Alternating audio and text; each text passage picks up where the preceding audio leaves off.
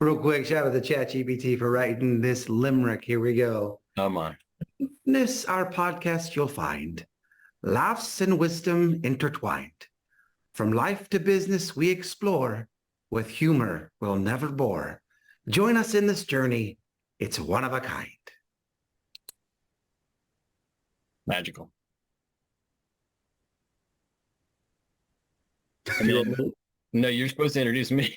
This is going great. There once was a speaker named Brian who stalked the stage like a lion.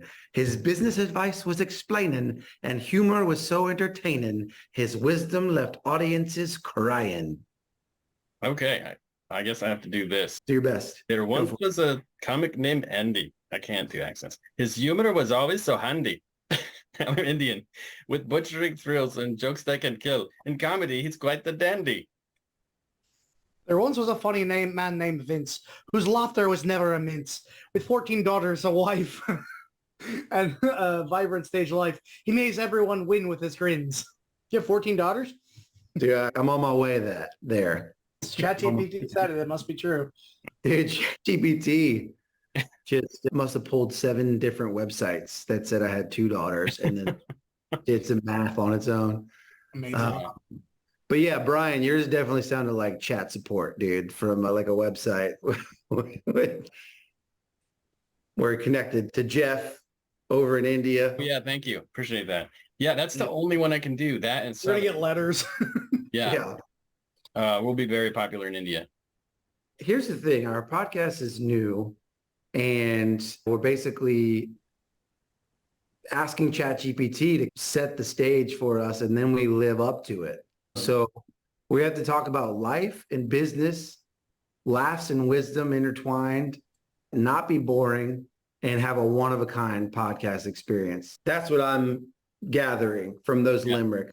It's almost like a challenge to us. I think so. And with the theme of not being boring, let me show you what Linda got me.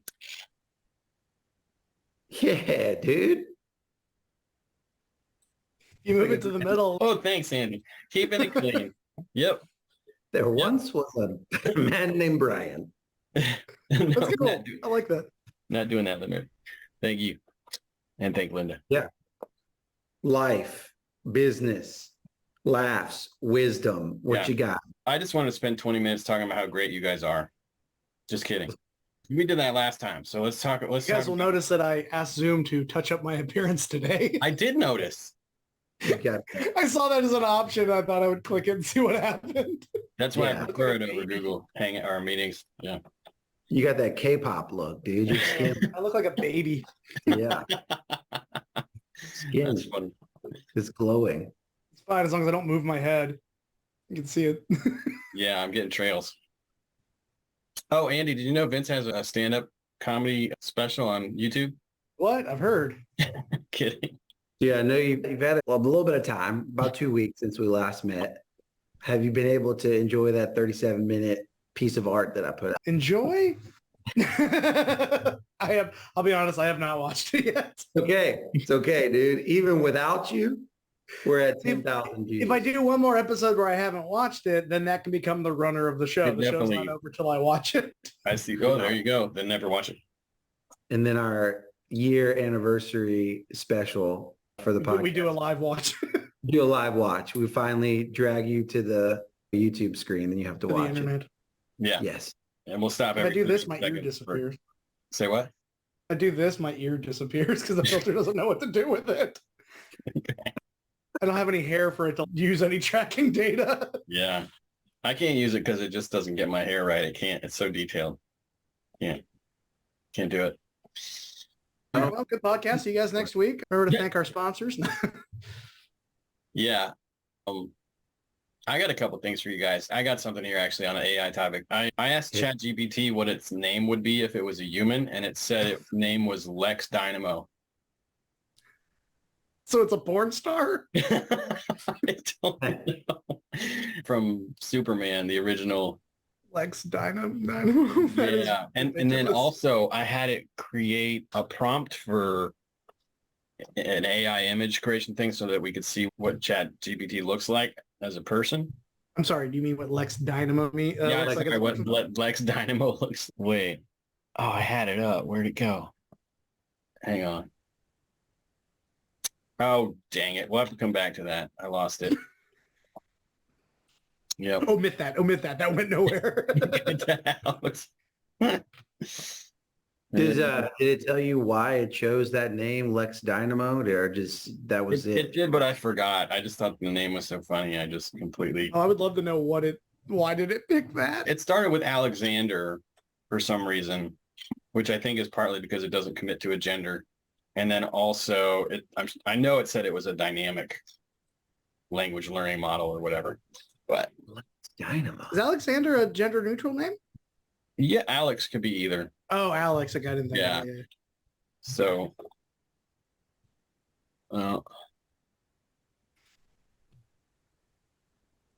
shoot.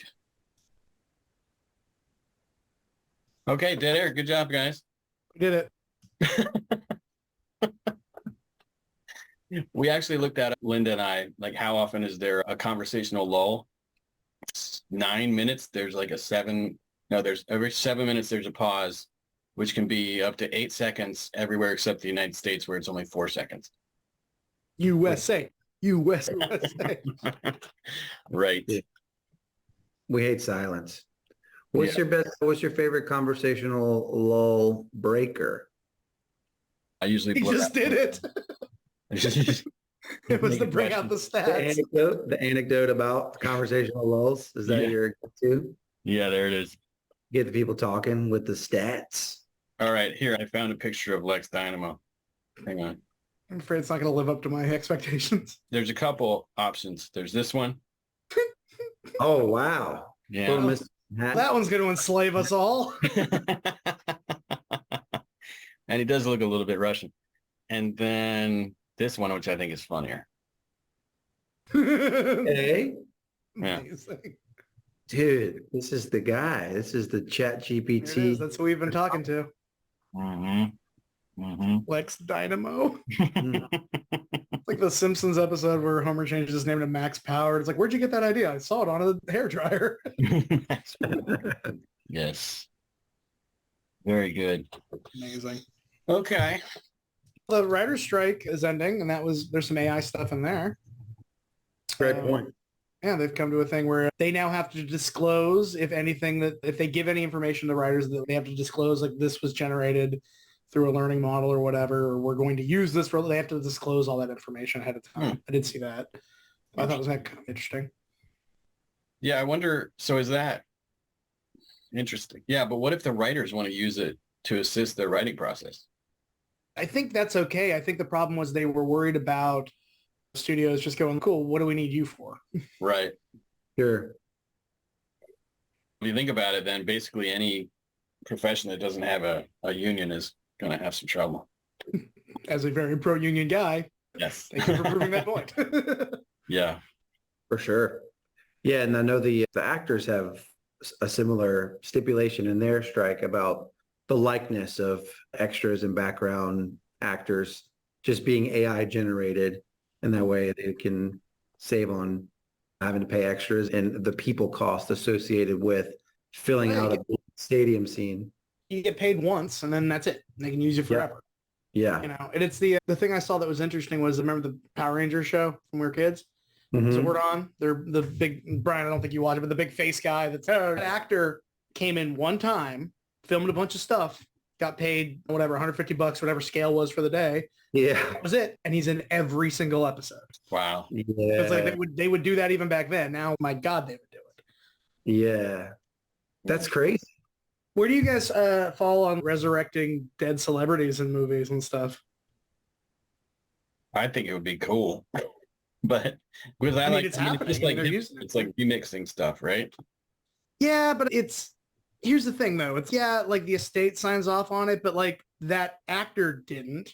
Right. Sure. And it's not just like you're using their image. It's cool. You're having them say and do things that like they may have, if they had read that script for whatever reason, would have been like, nah, I'm not interested. And now they don't get to choose anymore. Good point. Sure. Good point. You could at least have John Wayne apologize. Yeah. What was it? And I don't have all the information on this, so this is going to probably go nowhere too. But James Dean is like going to be in a movie coming out. No, because the estate like agreed and they are going to do a thing, and it's not like a character that they're bringing, like literally he's just going to, here he is in the movie, he's now in a movie how many decades after he's dead. Crazy. Yeah, that's crazy. it Yeah. is a little bit.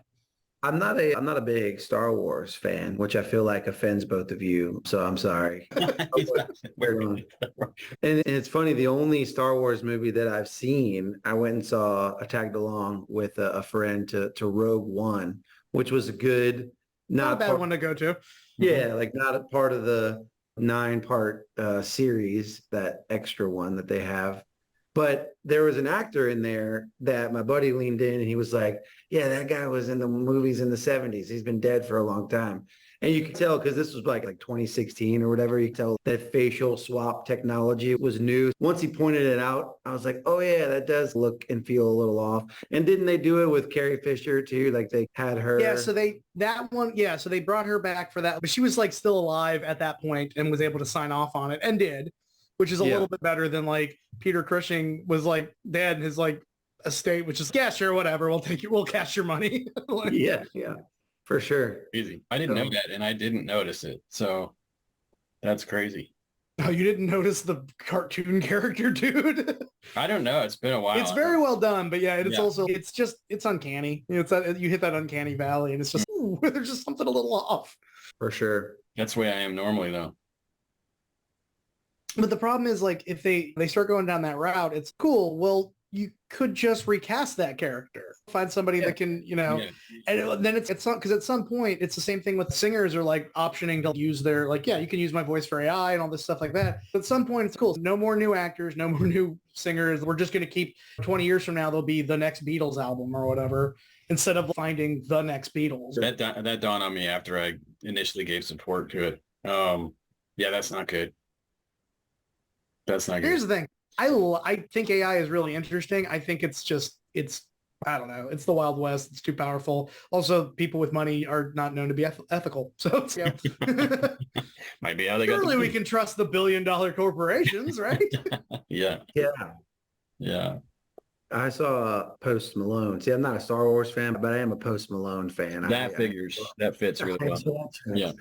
I enjoy his music, and I saw him on a podcast, basically like his kind of potential dystopian AI future was like people who like my music, they could go to some AI generator and they can write their breakup experience specifically, and they can put their ex's name specifically and then hit enter. And then they've got a Post Malone song that's literally written for them. And so that kind of makes me a little nervous. It's like on the one hand, I'm fascinated by that, but on the other hand, I'm terrified of that. If he could agree to it and he made money off everyone that was created, I'd be like, go for it. That's what, is it Grimes that used to be connected with like Elon Musk? I read that she has basically said that to AI people. It's cool. You go for it. I'll just take 50% of the royalties. We'll call it a day. And it's cool. That's great. But like, what? Yeah. Or you could just get in the studio, Grimes. It's it's cliche to say it's a Pandora's box, but I think it's a Pandora's box. It is.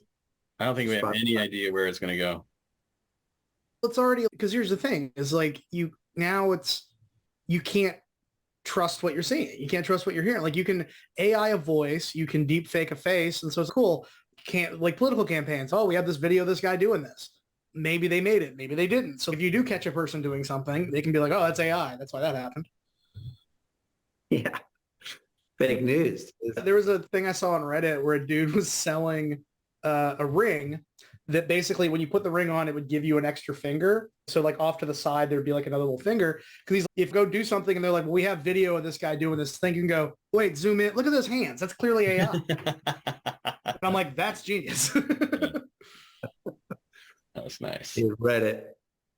Because it's at one point though, is it like now like you can't trust the stuff you're seeing. So it's like when does that become more dangerous than how cool the tech is? Sure.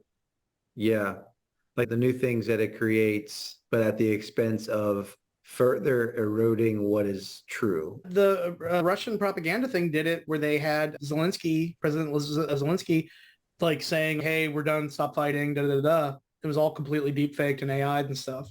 Wow. And it's great. Here's the world we live Yeah. in. No, I think that fits. Like everybody's going to try and find a way to use it to their advantage. Not everyone, but a lot of people. Some people are already starting to get freaked out about job replacement, and some of the solutions are like use AI for your job as a tool so you can be even better. But that's just it occurred to me yesterday. I was like, wait a minute. Now we are the product, because ChatGPT is out there. They train it, but then they have it talking to all of us. I'm just wondering if that's like further training. Oh yeah, we're essentially the beta testers. Yeah. Yeah. Yeah, what's the saying? If something is free, then you are the product. Yeah. Yeah. Yeah. Oh yeah, we're programming it, making it better. Why do you think it always has the like, hey, was this kind of what you're looking for? Not really. To help us Right. train our thing. Yep. Hmm. Dude, Oh, hit it, bro. Andy, how many comic books do you own? Comics or trade paperbacks? Anything of that sort? Too many to count. Okay. Asked and answered, counselor. Yeah, that was great. No, I've got tons. So I read things in the collections because I'm too lazy to go week to month to month. But I have boxes and boxes of bagged and boarded individual issues and stuff. Mainly because those of like my friends, as they grow up and go, my wife says I got to get rid of this. I'm like, luckily I don't have that problem. So I've gotten from our friend Chet Wagner. He was like, hey, I got a bunch of stuff. Do you want it? And I was like, yeah, sure, why not? He comes over with those like big comic book boxes. I'm like, oh man, this is awesome. Hold on, there's more. He brings up 7 boxes of these things. So I have a pretty impressive collection, but not because I ever collected it. Yeah, like I was visualizing you having to rent another apartment just for your comic books. They're all, thank God I've got a spare bedroom. They're all in that closet behind me.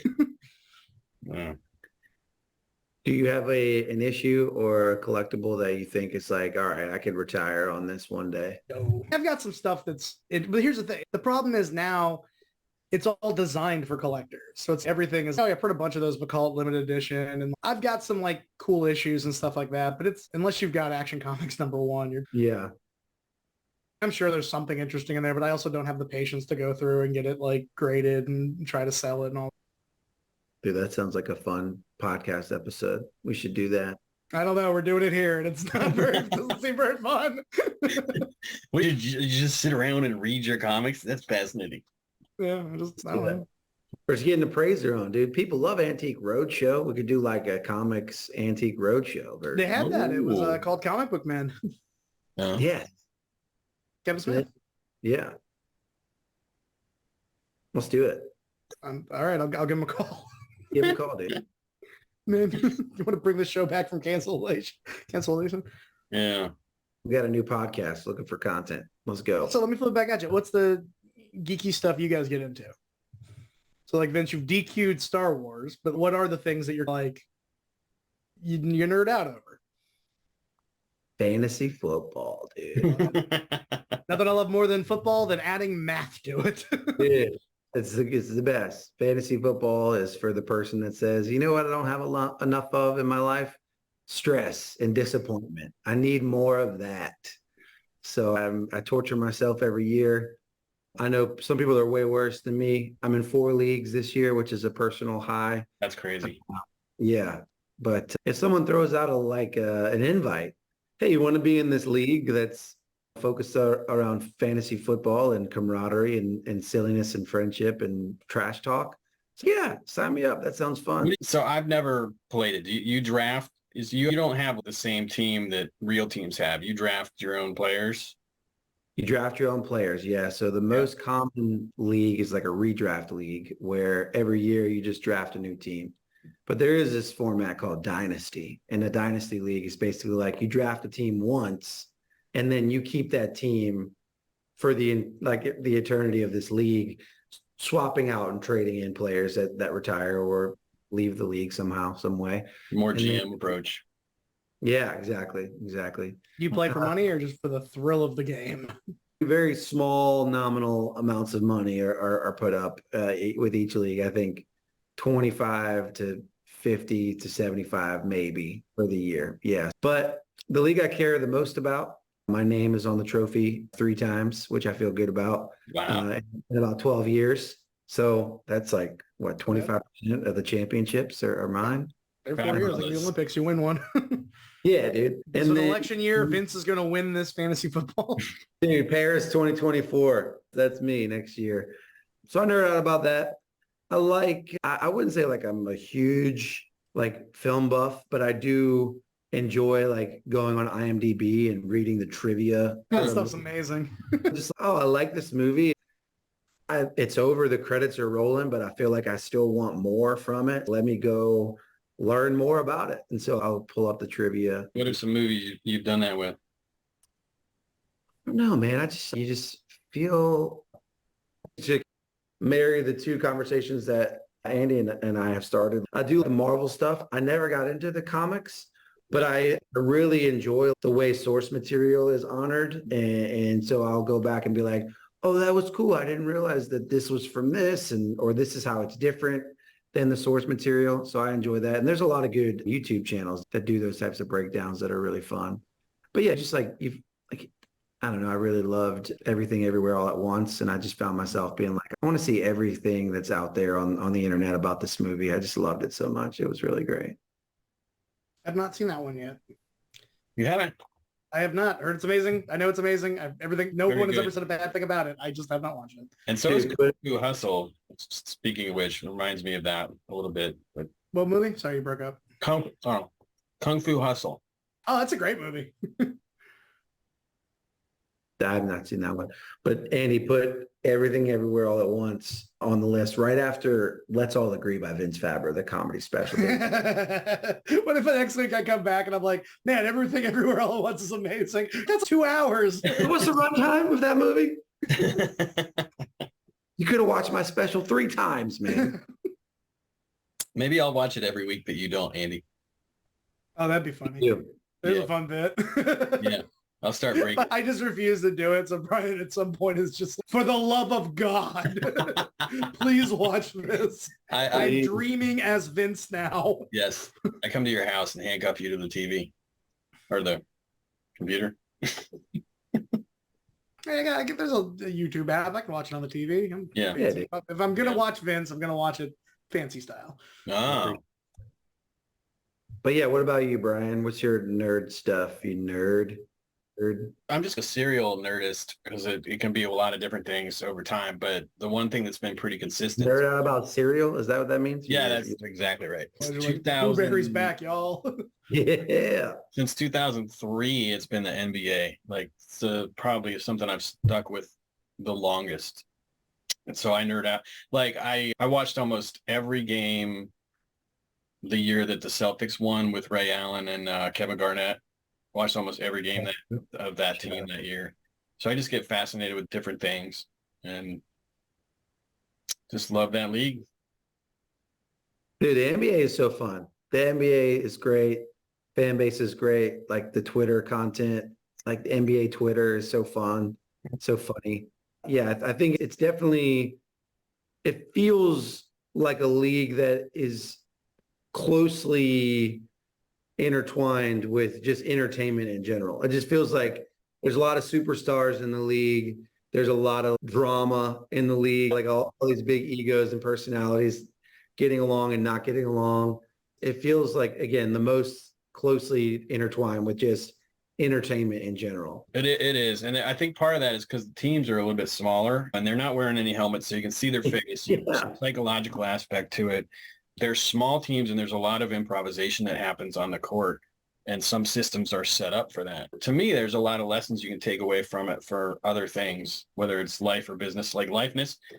And I'm not going to rag on NFL, but I don't get the same thing out of that. And I don't think a lot of people that watch the NFL want that from their sport. Sure. Yeah, and the NFL is very little improvisation is going on. It has to be exact, hit your marks. If one person is out of sync, then the play is unsuccessful. So that made me think of when my friends would force me to play like Madden, one of the Madden games. I don't know what I'm doing. I have evolved as a guy that isn't really into sports. Where I enjoy watching football. I will not watch if I'm at home alone. I'm not gonna be like, "Ooh, the game's on." But I enjoy if people are watching. I enjoy watching the games. I don't know what the hell's going on. So we're playing like Madden. You have to pick the play you're gonna do. So I'd like be like, I don't know that one, but I don't know what any of that means. So like all of my non-player characters are like doing the thing they're supposed to do, and I'm just like, all right, go. So they're all like waiting for passes or doing this, and I'm just like, it's the worst possible combination because the guy I'm controlling is just running. Everybody else is doing the choreographed thing they're supposed to do.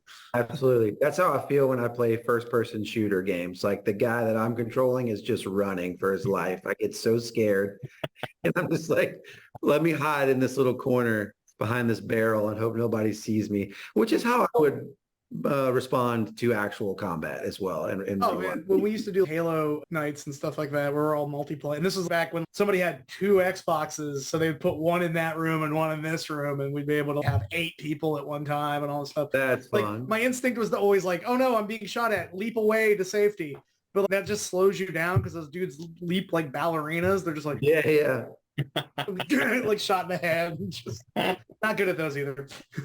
Yeah, that's not my thing.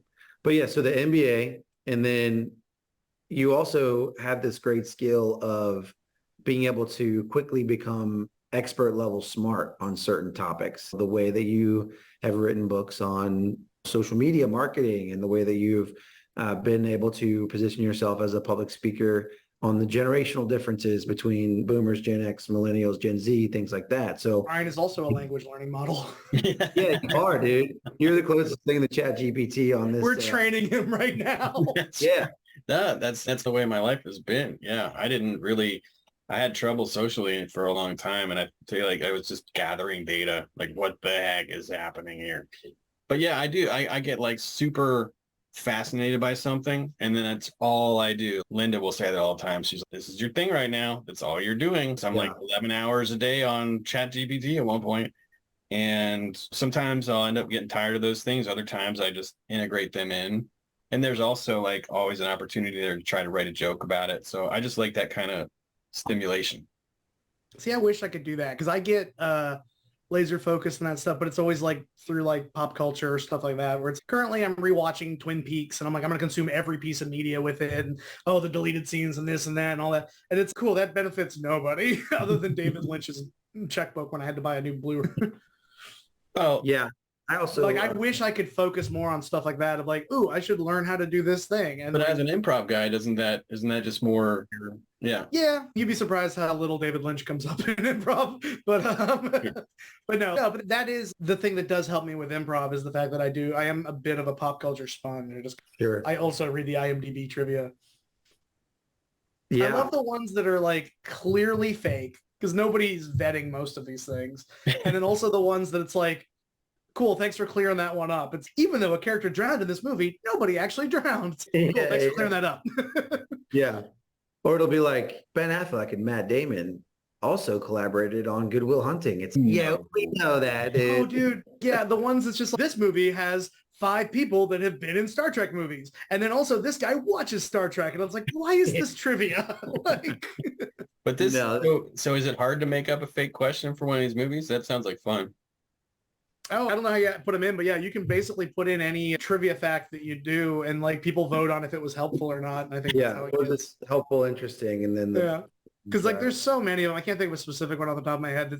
That's not trivia. That's literally the plot of the movie. Like the trivia fact is like in this movie they steal the Death Star plans. Mm-hmm. Yep. In Pacific Rim, there were no actual robots. Yeah. We get it. The other one to do is the IMDb goofs. Because there's some fun goofs in there, and then there's some like factual goofs, and there's some that's just like, dude, it's a movie. But then also there's one that's, dude, of course that's not, they didn't actually film somebody dying. Of course it's not real. What are you doing? I had this joke, I think I've only told it once or twice, but it is a true thing that I feel.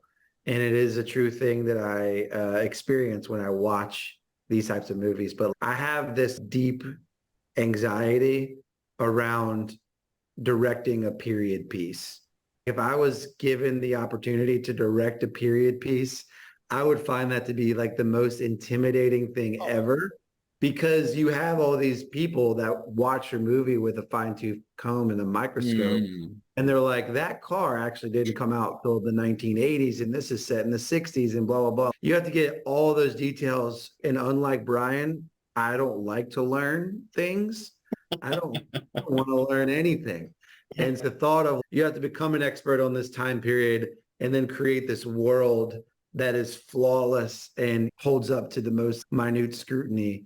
That just fucking, sorry. That just I'm just going, AI could help you write that. AI could help you. Yeah. What I love though is you can spend all the time getting like all of the cars right and the clothes and this and the hairstyles. Yeah. And then one like thing where people say, oh, in that moment you said I don't know, whatever, give them a call on the horn. They wouldn't have said that. It's so like one thing. It's, oh, no one said these until 19 blah, blah, blah.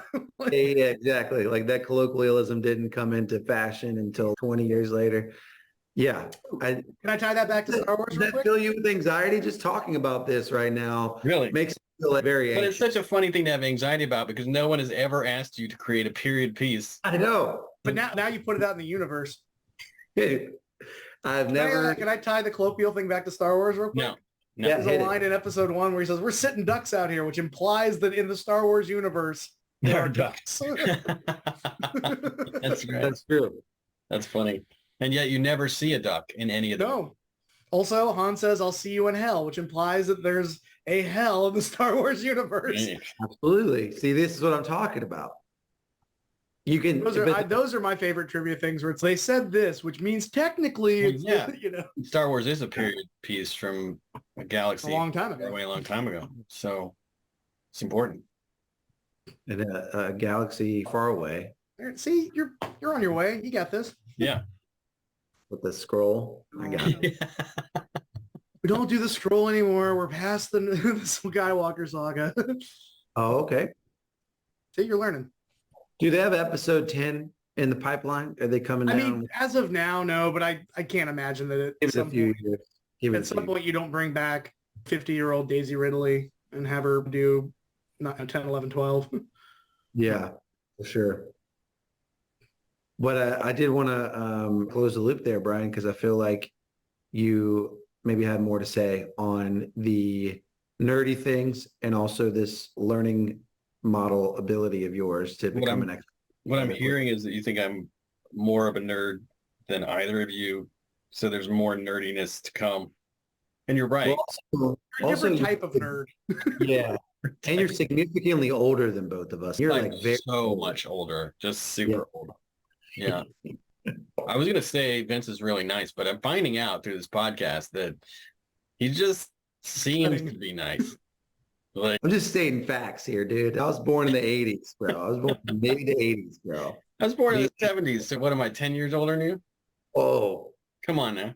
Whoa. 70s. Man, this guy remembers the big gas shortage. I don't actually, but I do. I have this memory. This was so weird. Like things people say to you in school are so weird. I was in kindergarten and it was like 1980-ish. So it was Carter versus Reagan coming up in the election. And they're like, I'll bet you're going to vote for Jimmy Carter. I'm like, no, just for no reason. Like, I just didn't want to be pigeonholed. I'm Reagan. I've regretted that my whole life. Yeah. Yeah. Also, I can't vote because I'm 6. So I do love you went, look, I'm not that much older than you. Anyway, I remember when Jimmy Carter was running against Ronald Reagan.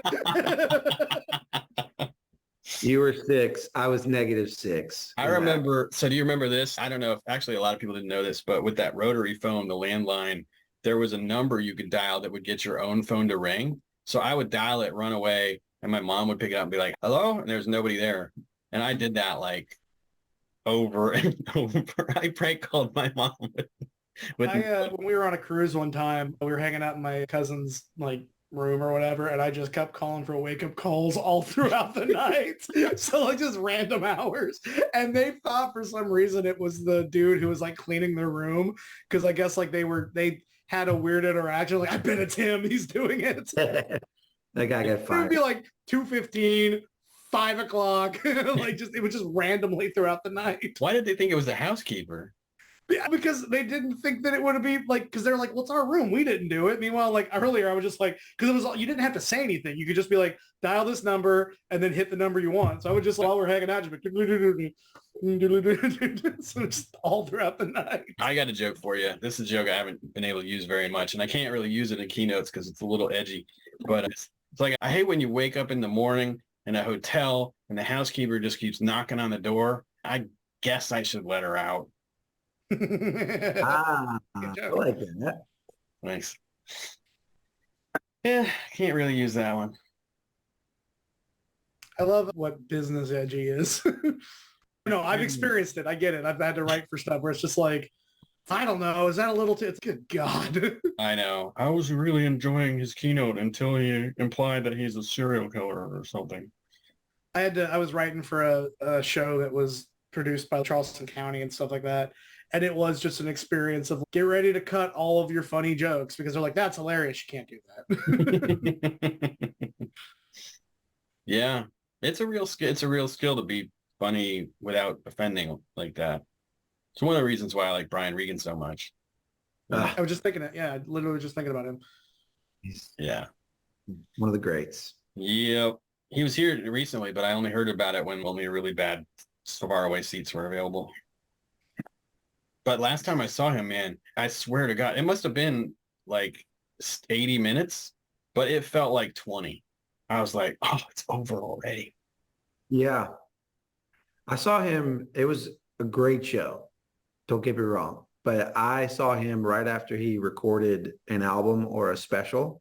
And so you could tell that he was using the Charleston Performing Arts Center, 2,200 seats sold out, as like an open mic. He's like, he would do the classics and everyone's happy.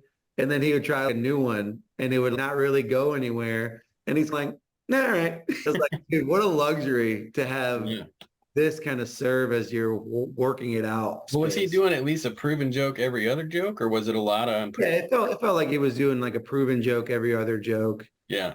I remember like one of those just Brian Regan jokes where you're like, man, I wish I would have written this because it was right there. Like tennis, like keeping score in tennis. Like your buddy scores on you, you're like, all right, 1-0. Cool, got it. He's no, it's 15 love. 15 love. Okay. Buddy scores on you again. Like 30 love. 30 love. I got it. Cool. Your buddy scores on you a third time. You're like, all right, 45 love. It's cool. It's like, no, it's actually 40. What?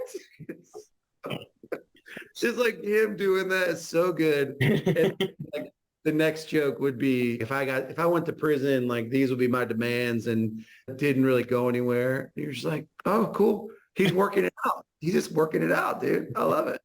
It made me think of, I saw Ron White at the Performing Arts Center one time. And it was interesting because he was on the blue collar comedy tour, but he's like the least blue collary of them all. Sure. So like he doesn't have catchphrases. He doesn't do that.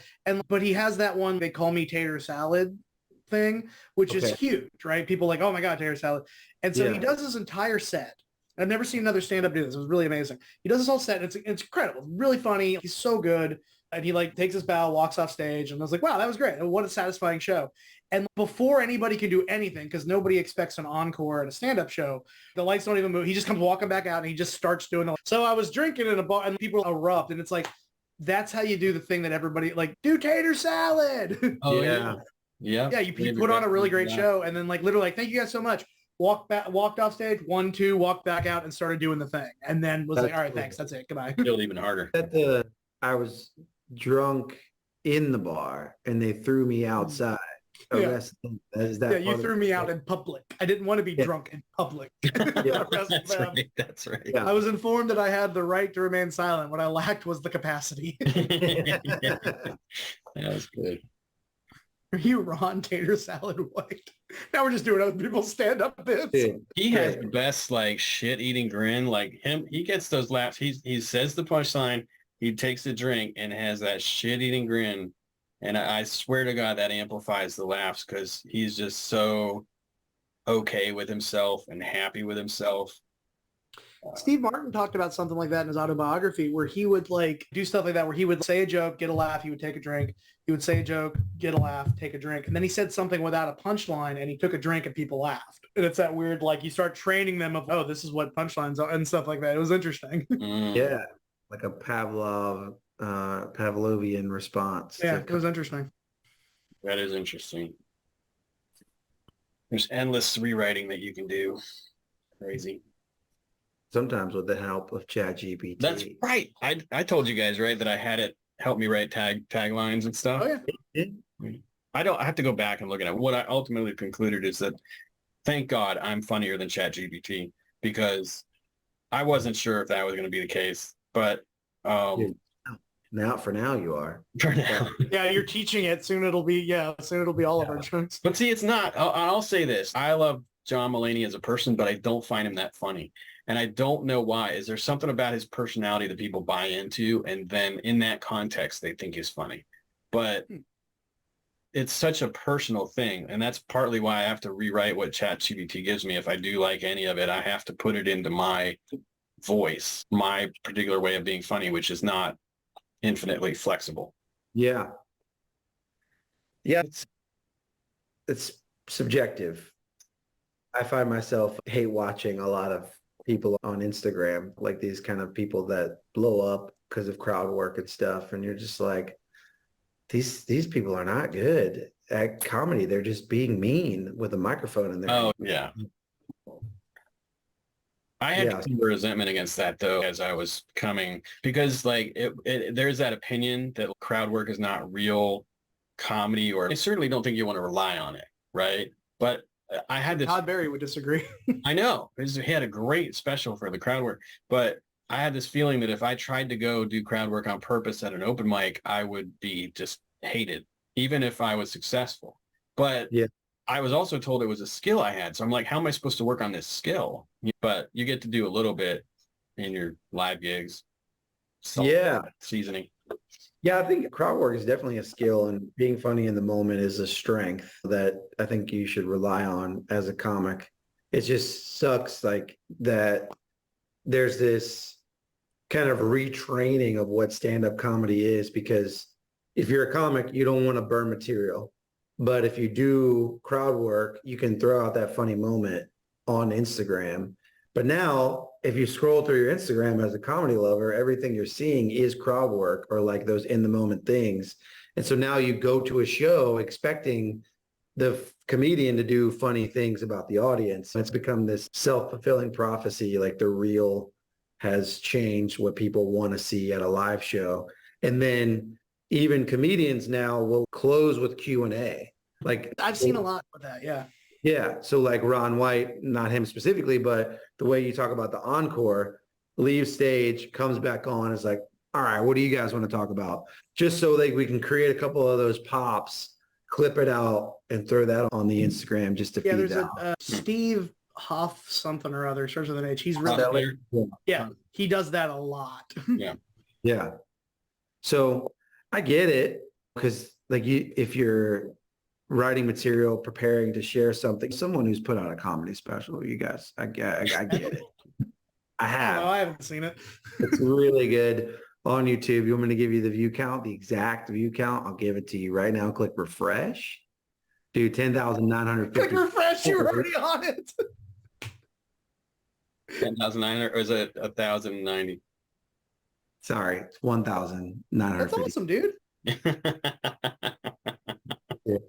But yeah, so you don't want to be burning material that's in your current act. So I get it. And you also want to feed the beast, but it just sucks that that's what has this virality to it.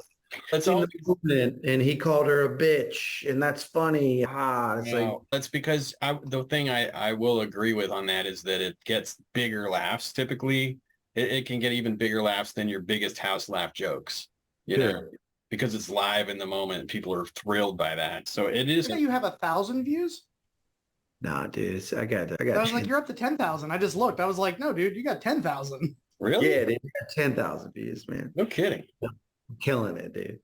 Yeah. And Brian, I do need to get you to help me figure out how to do a little promotion here because I got a promotion that's been pending for like several weeks, and I'm just Oh, trying to I can't figure it out. is it directly like a boost on Instagram or is it a YouTube It's app? in the YouTube app, the promotions beta. Oh, Can I humble brag or not so humble brag the views I've got in one of my videos?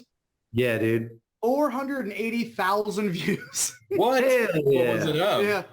It's that analog horror thing I did. None of my comedy stuff goes anywhere. I make a couple horror videos and I get 149 and a 480. Where was that the one about the hotel? No, it's the follow-up to that was a safety tip of video for children. Dude, that's awesome. Yeah. Send me that link because I'm gonna put links in the descriptions of these episodes. Hell yeah. Yeah, Vince, we'll get on that separately. Wow, that's cool. Yeah, I don't think this really counts. Stan and I had that YouTube reaction channel. Yeah. And I think that No. counts. You think that counts? I do. Let me see if I can find our most watched count. The last time we started with Oh, masturbatory stuff, now we're ending with it. yeah, that's right. Wait, let me show you how many You're views great. I I'm got. great. Look at me. We're all awesome. 855,000 views on veteran reacts to five-finger death punch wrong side of heaven. Hell yeah. Yeah, we have 3 that are over 500,000. No big deal. Damn, dude. But actually, I'm going to start posting these on there, and we might want to have Stan come on one time. Yeah, love Stan. Just What a human, dude. yeah, he's touring a lot right now. Really? Yeah, he's found some people he's middling for, and That's awesome, man. yeah, he's doing well. Stamps.com is just transition to a weird ad read. Oh, that's right. I think we should come up with some fake ones. ChatGPT refused to come up with parody commercials for existing companies.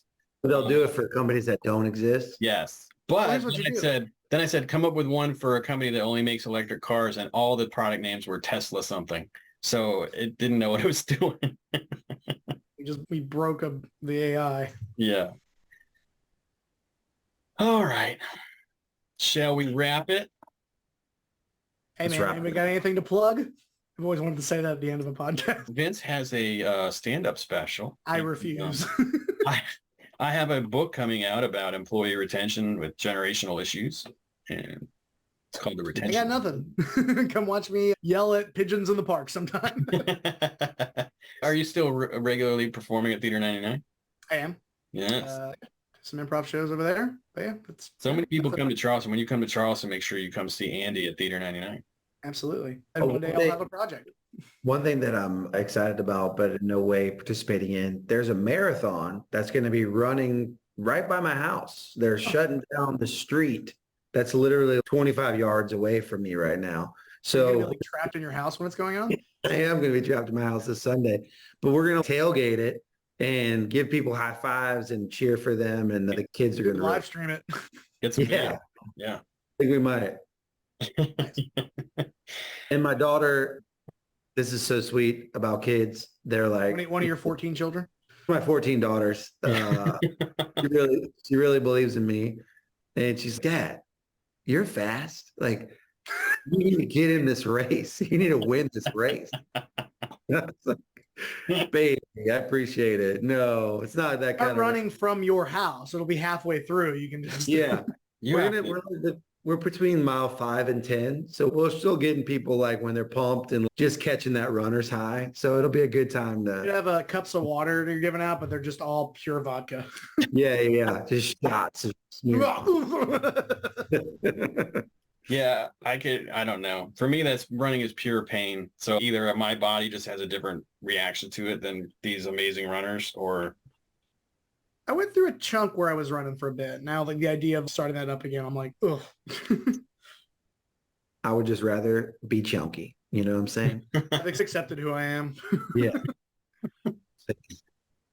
all right. Great show, guys. Even if it wasn't, I'm going to say it was a great show. I don't know if it was or not. We'll see what the ratings are, and then we can reflect later. The view count. We'll see what the view count's up to. Yeah, it's you probably know? about 24 because we're just getting started, but we'll see. It's just us. It's all three of It's us. like Just three people. It's because we keep hitting refresh, and it's like, I guess there's another one. 7 views, you guys.